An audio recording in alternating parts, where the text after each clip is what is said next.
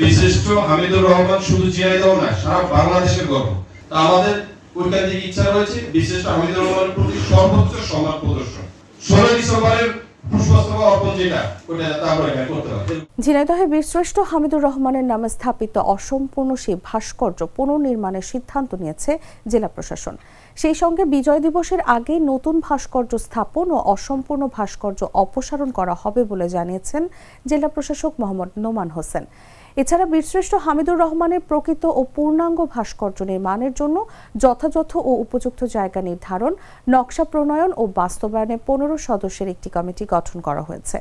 বুধবার জেলা প্রশাসকের কার্যালয়ে অনুষ্ঠিত বীরশ্রেষ্ঠ হামিদুর রহমানের ভাস্কর্য পুনর্নির্মাণ সংক্রান্ত প্রস্তুতিমূলক সভায় এসব সিদ্ধান্তের কথা জানানো হয়।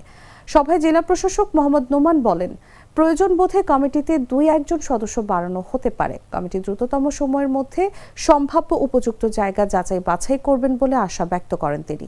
কমিটির সুপারিশের ভিত্তিতে এ সংক্রান্ত পরবর্তী কাজ এগিয়ে নেওয়া হবে। বিশিষ্ট হামিদুর রহমান শুধু ঝিনাইদহ না, সারা বাংলাদেশের গর্ব।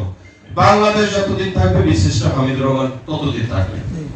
মানে আমরা চাই যে আমাদের কিয়ামত পর্যন্ত আমাদের বাংলাদেশ টিকে থাকবে। তো আমাদের যে বিষয়টি সেটি হচ্ছে যে আমরা ওনার পক্ষে যে কাজ করছি, এই ডিজাইনগুলো করা কিন্তু ভাই কম সময়ের বিষয় না। এর ভিতরে কিন্তু আমি কাজগুলো করে ফেলেছি। আমরা আরো চেষ্টা করছি যে কিভাবে আপনারা হয়তো আরো অনেকগুলো আইডিয়া দেবেন, সেই আইডিয়ার ভিত্তিতে আমরা কি কাজ করতে পারবো। তো আমাদের ঐকান্তিক ইচ্ছা রয়েছে বিশিষ্ট হামিদুর রহমানের প্রতি সর্বোচ্চ সম্মান প্রদর্শন। সেই কাজটা আমরা অতীতে যে কাজটা করেছে বা ওনার প্রতি যে অবমাননা করা হয়েছে, আমি সোজা কথা বলবো, যেটা বীর মুক্তিযোদ্ধারাও স্বীকার, এটা আসলে ভবিষ্যতে যাতে না হয়। এবং আমরা একটা সাইট সিলেকশনের জন্য একটা কমিটি করা হয়েছে। আশা করছি আপনারা খুব সুন্দর একটা জায়গা দিবেন, যে জায়গাটাতে আমরা অতি দ্রুত সময় যাতে আমরা আগামী 16 ডিসেম্বরের পুষ্পস্তবক অর্পণ যেটা ওটা যাতে আমরা এখানে করতে পারি। টক ঝাল স্বাদের প্রাণ হজম ক্যান্ডি সব হজম করে দেয়।